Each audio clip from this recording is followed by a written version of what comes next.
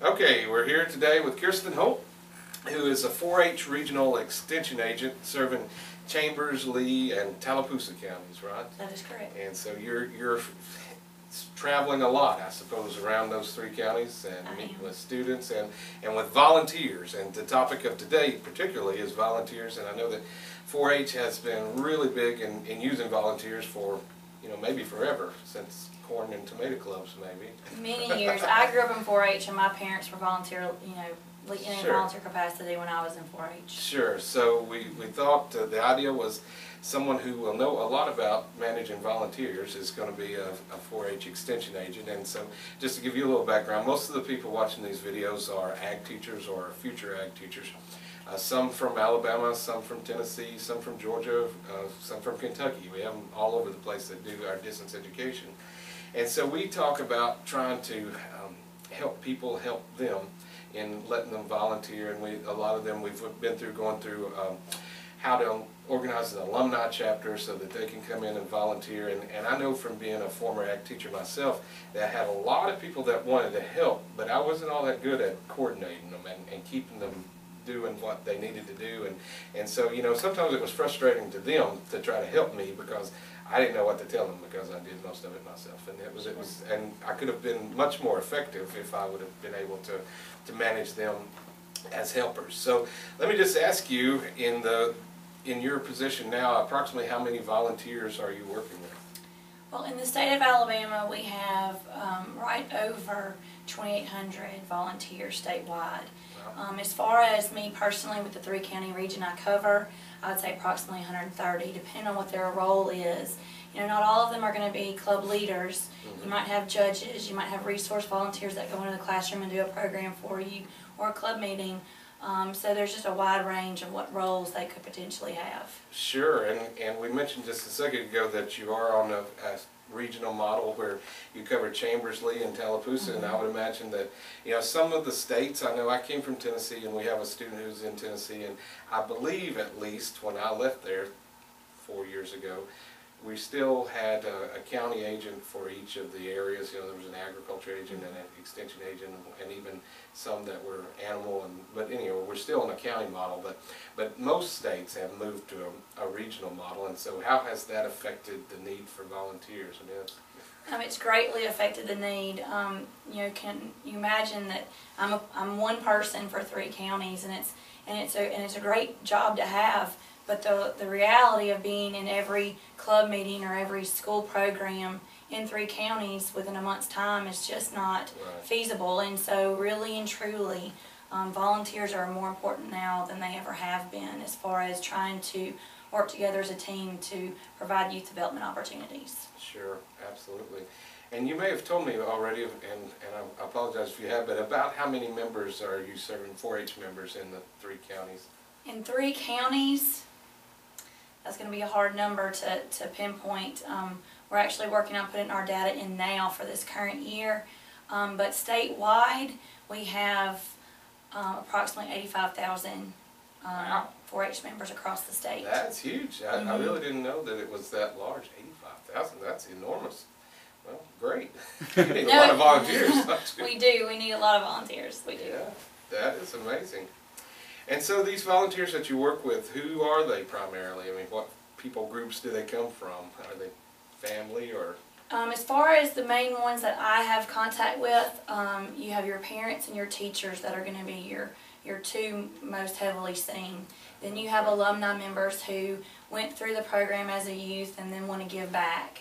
And then you have those individuals that might just be a local community member that have a passion for youth and they want to become channeled into the program and share an interest that they have.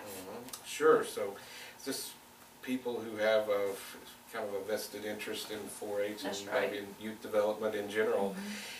Well, I see that, I brought my son and daughter and my other son. He's 4 years old, so he's not quite ready yet, but we've went to a couple of the events where they displayed the people, and I knew a lot of the people that were there, and they were parents or university professors or teachers, like you said. And so I thought that was really neat that it gets so many people involved. And a particular interest of mine was that it seems that 4-H has been able to just by the structure, I guess, have been able to reach out more to the homeschooled kids maybe than like FFA has, because we're pretty hard set on the rule of you're going to have an agriculture class before you can be a member of the FFA. I mean, it's in the bylaw, so it's just not going to happen. But so, do you see a lot of volunteers coming, maybe out of this homeschool movement of working? We do. I mean, for what I work with here, we do have homeschool families locally, more so in Lee County, in Chambers County. I don't have one currently in Tallapoosa County, but they do. They use a lot of our curriculum and hands-on activities to take back to their classroom in the home and have that, as part of their learning. Yeah, sure. Well, that's great. I mean, it's a nice fit and partnership for those that want to utilize it in that way. Yeah, absolutely. I know if I was a parent homeschooling, I'd certainly want those resources. How about in recruitment of volunteers? How do you say, hey, come volunteer with us, or what do you use to recruit? Well, what I do to recruit is I do try to channel into local media, news articles that tell the story of what's going on locally. Also, word of mouth. That's probably the biggest way we have to advertise. Those families that are currently in the program invested in getting the things that they're looking for out of 4-H, they're going to go and talk about it, and so then they're going to draw in other people to that. Yeah, well, that's what we've talked about for the last couple of weeks. Quality programs bring people in. They do. That's great. But you do use media, and I know that you use emails of people that sign up that they're interested. I've got a couple of those myself, and I've seen you set up at the Tractor Supply store and at the Sykes Feed store, so I know that in putting on display some of the things that the kids are doing through their projects.